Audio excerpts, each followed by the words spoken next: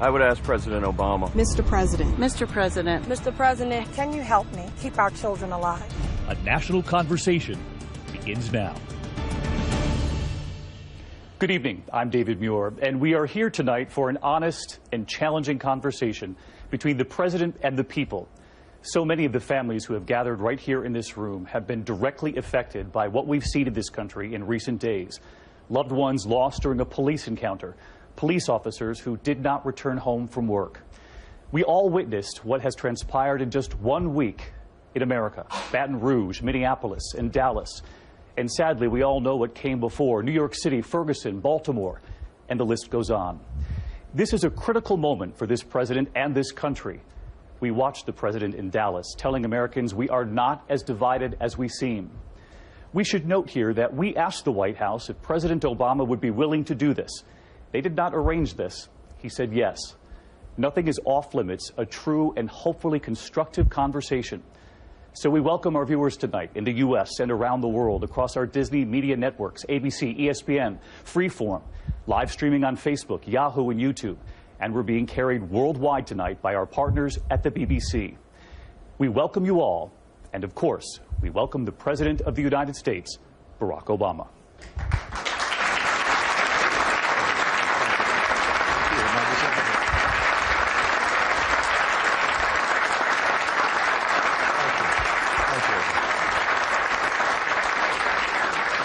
Thank you, David.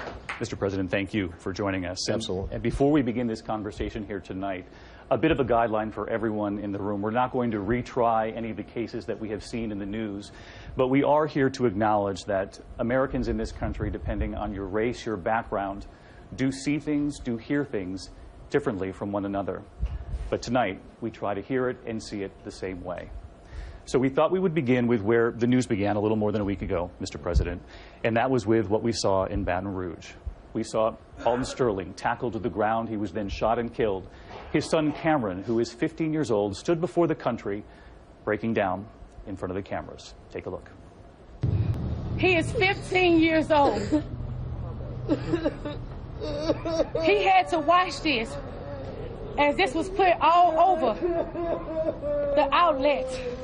Cameron, I know it is difficult for you to hear that, but Cameron is with us here tonight, and if you would stand, I know in the last 24 hours you have made a plea to this country to come together, and I'm curious what you would like to say and to ask of the President. I've come in to ask one question. I ask that you keep all of these families and my family safe, and the people and the rest of the good police officers safe from bad people and bad police officers. And I ask for your help to unite all the races of this world. Well, let me just first of all say, obviously, how proud we are of you, Cameron, to be able to be here and speak. I couldn't have done that when I was 15, particularly in these circumstances. So I know your family's proud of you. Let me say to all the people who are here who have been impacted in some fashion by not just tough events this week, but tough events in the past. I know we've got families from Baton Rouge and Minnesota. We also have the widows of police officers who are here and know the incredible risks that police officers take every single day in terms of trying to protect us.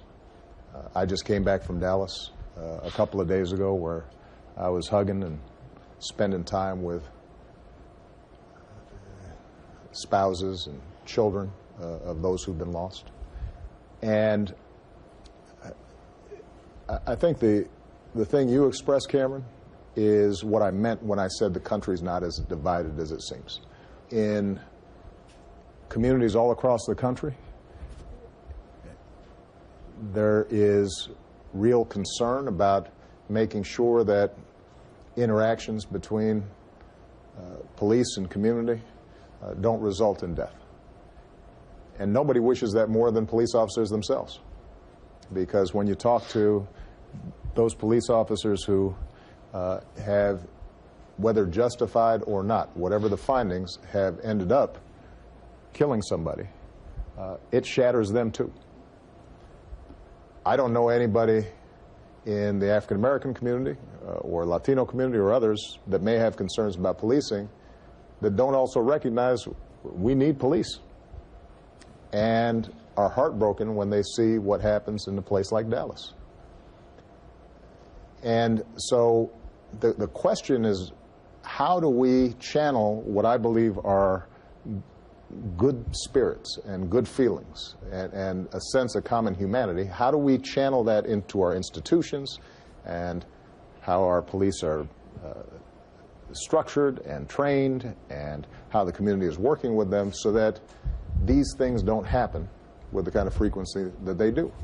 And we don't want our children to have to witness this. And the one thing that I'm certain of, because I've seen it in the White House, even with my younger staff, they've been shaken in ways that makes me want to parent them a little bit and tell them it's going to be okay. And I don't want a generation of young people to grow up thinking either that they have to mistrust the police or, alternatively, that that the police who are doing a good job and out there taking care of their communities, that they're constantly at risk, not just from criminals, but also because the community mistrusts them. But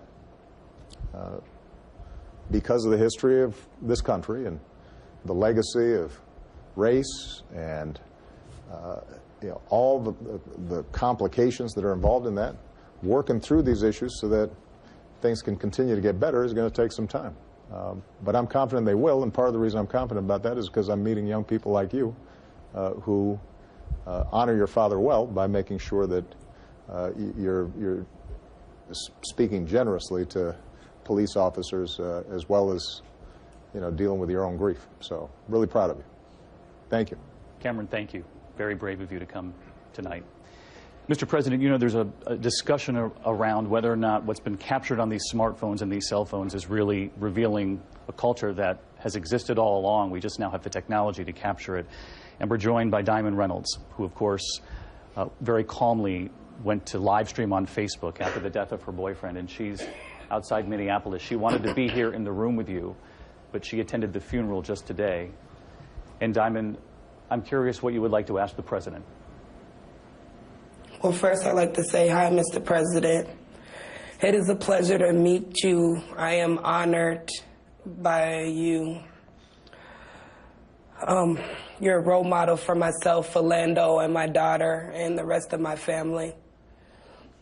So when I think about my daughter's future, I'm scared for her. So my question is,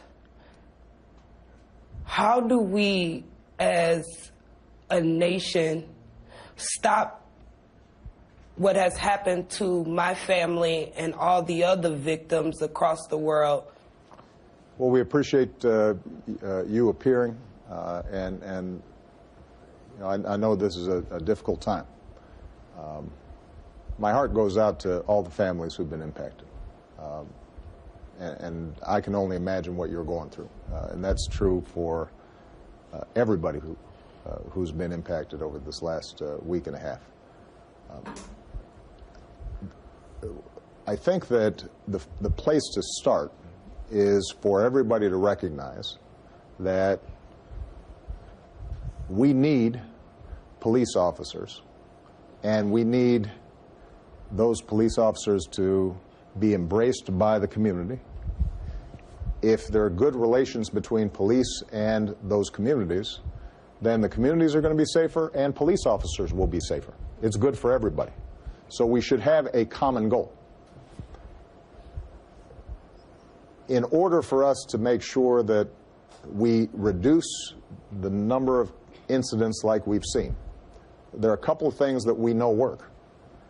Number one, the more police departments know the communities and get to know those communities ahead of time, the more trust is built. Point number two is police departments that are doing the best work are also training their officers not just on shooting, not being good shots, not just on the technical aspects of police work, but they're also training officers about how do we get rid of some of our implicit biases. And we all have them. Black folks have them, white folks have them. We all carry around with us some assumptions about other people. And I think if we're honest with ourselves, that because of the history of our country, and because of the images we receive as we're growing up, etc., oftentimes there's a presumption that black men are dangerous. And so that has to be worked through. And police officers who are getting that training end up being able to engage and de-escalate encounters more effectively. So that's the second thing that has to happen. Number three, we've got to provide police departments more resources so that they can implement some of these best practices. The fact of the matter is that training, for example, is expensive. So we're going to have to make sure they got budgets, that they've got the proper equipment to protect themselves. We've got to make sure that there are enough police so that they don't feel undermanned. That makes a difference.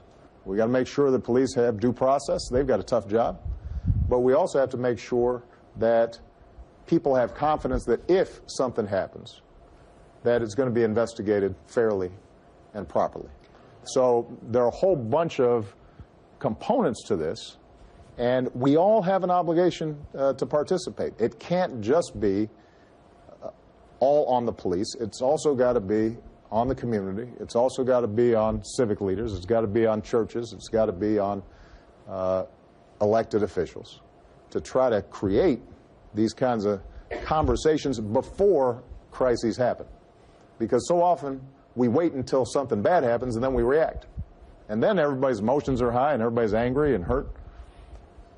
And what we want to do is to have those conversations before something bad happens. If you implement best practices, police officers are safer, the community is safer, and the community feels more confident that this is our police and not somebody else's police. You bring up the strides that they have made in Dallas. The police chief is attending funerals, but we do have Lieutenant Governor Dan Patrick from Texas here with us tonight. Lieutenant Governor, you said, please stand. You said after what we saw in Dallas that some of the protesters were hypocrites for running from the scene and the expectation that the police officers would then protect them. I know that since then you have said you would have chosen different words, but you have been critical about leadership in this country not having the backs of our police officers. I'm curious what you mean by that and what you would like to see from the president. Sure.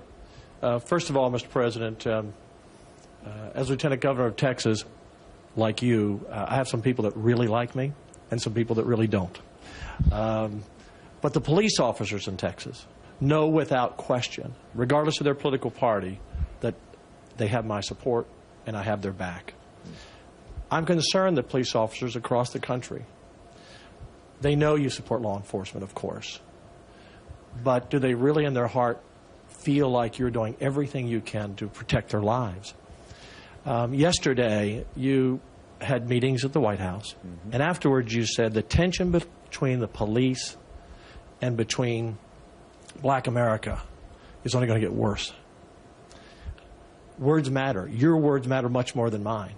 Everything you say matters. And I would ask you to consider being careful when there is an incident of not being too quick to condemn the police without due process and until the facts are known. I know that's not your intention, but again, words have meanings. And the other thing I'd like to say tonight, consider when you go home to the White House, to put on the blue lights. The police have asked you to do that. You've done it for other groups. It would send a strong message. Let me first of all say